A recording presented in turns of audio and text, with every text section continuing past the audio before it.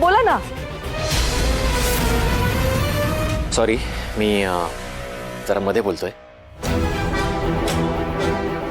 आत्तापर्यंत इंदिरा माझ्याशी कसाही वागत गेला, सतत अपमान करत गेला, पण मी काहीच बोललो नाही. पण आज माझ्या बायकोने पॅनिक होऊन जर का मला फोन केलाय, तिला बरं वाटत नाहीये म्हणून मी धावत पळत घरी आलो, तर यात माझी चूक आहे. इंदिराच्या बायकोसोबत असं झालं असतं तर त्याने तिची काळजी घेतली असती, तशी मी घेतली. आणि मुळात मला कुठे माहित होतं की फॅक्टरीत असं काय झालंय. जर का मला कळलं असतं तर त्या माणसाला पकडून मी मारलं असतं. इंद्राही माझा भाऊच आहे ना. विक्रांत, शांत हो, शांत हो. आधी तुम्हा दोघांची चिडचिड मी समजू शकतो. इंदिराकडनं खरंच खूप मोठी चूक झाली आहे आणि कुठलीही शहानिशा न करता तुझ्याशी असं वागायला नको होतं. झालं आबा, एवढं बोलून होतं का? म्हणजे इंदिरा भाऊजी चुकले, त्यांनी असं करायला नको होतं. आता मला सांगा, याच ठिकाणी जर विक्रांत असला असता तर? एक्झॅक्टली. माझ्याकडून जर का असं काय झालं असतं, मला खूप बोललं गेलं असतं, मला शिक्षा दिली असती. खरं सांगू, आम्हा दोघांसोबत या घरात तुझा भाव केला जातो, तुझा भाव केला जातो.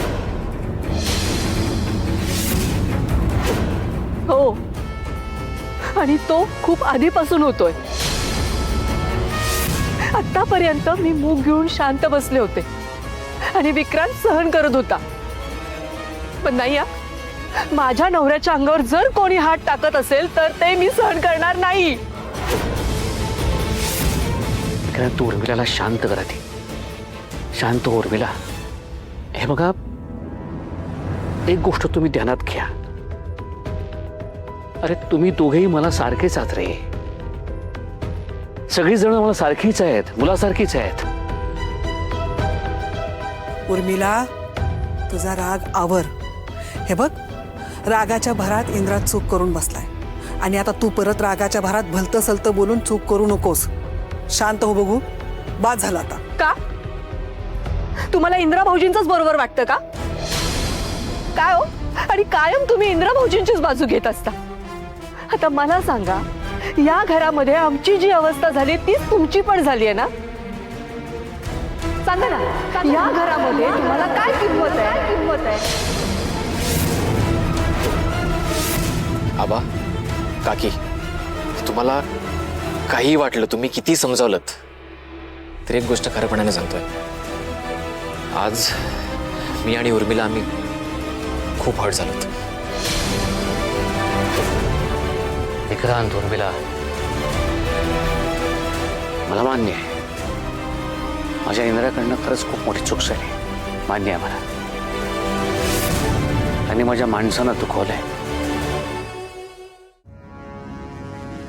जी माफी मागायला तयार. हो? इंद्रानं तुला दुखवलंय, त्याच्या वतीनं मी तुझी माफी मागतो. हो, तुझे पाया पडतो. हवं तर आबा, माझ्या इंद्राला माफ कर. आबा, तुम्ही का माफी मागताय? अरे त्याने चूक केली ना, माफी तर मागायलाच हवी की ते. आणि मोठ्याने लहानांची माफी मागण्यात कसला आलाय कमीपणा. आणि विक्रांत, तुम्ही ही सगळी मुलं मला सारखीच आहात. मी कधीही फरक करत नाही. आणि ही गोष्ट मनातनं काढून टाक की तुला या घरामध्ये किंमत नाही. अरे जो मान इंद्राला आहे तो तुलाही आहे.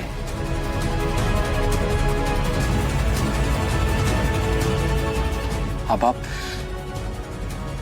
मी म्हणाला तेच खूप आहे.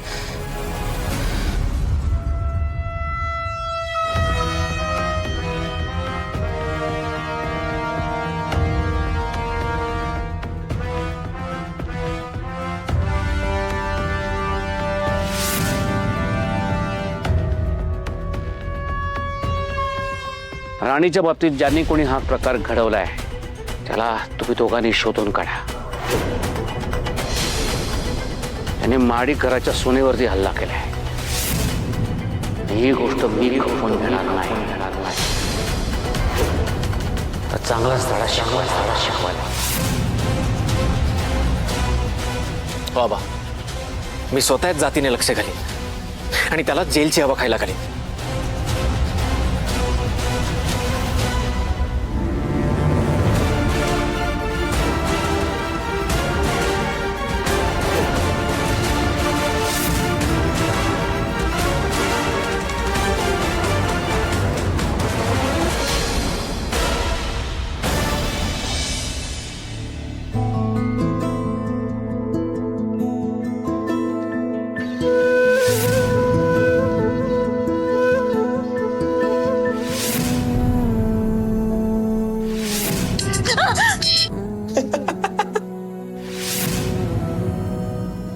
मालती मॅडमनी जेव्हा तुम्हाला निवडायला लावलं होतं फॅक्टरी का मी, तेव्हा तुम्ही माझं नाव घेतलं का?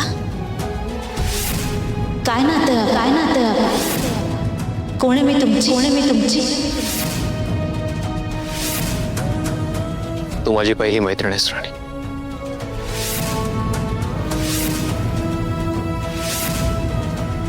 You're my best friend. You're my best friend.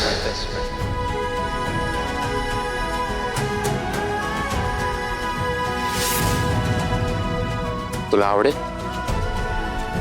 माझ्याशी मैत्री करायला?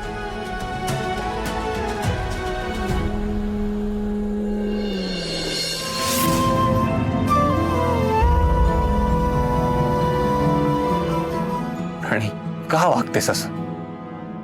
आज तुला काही झालं असतं तर काय करणार होतो मी? एकच जवळची मैत्रीण आहे माझी. तू का प्रत्येक वेळी तुझा जीव धोक्यात घालते माझ्यासाठी? आता तू माझा ऐक. हे बघ, लवकर बरी हो. आत्ता कुठे मैत्री झाली माझ्या मैत्रिणीची माझी. मला ती मैत्री खूप फुलवायची. मला तुझ्यासोबत लॉंग ड्राईव्हला जायचंय, आईस्क्रीम खायचंय, खूप एन्जॉय करायचंय. प्लीज त्यासाठी तरी बरी हो. Please please.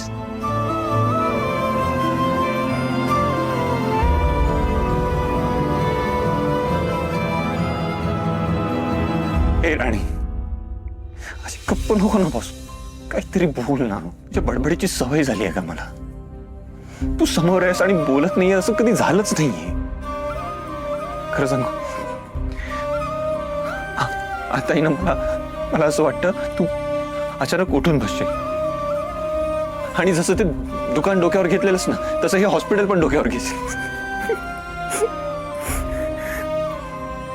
तुझ्या तोंडाची टेप सुरू असली ना की वेळ असा पटकन निघून जातो का? एखाद्या म्युझिक सारखी ना तुझी बडबड सतत ऐकत राहावीशी वाटते मला. आणि बोल ना प्लीज, बोल ना काहीतरी. आणि उठ ना. तू तुझ्या मित्राचं नाही ऐकणार आहेस का?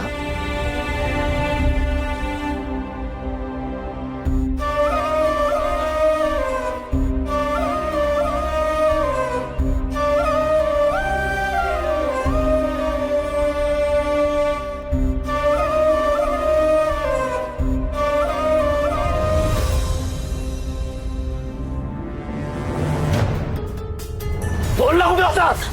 सर, राणीला काही झालं ना सोडणार नाही तुला.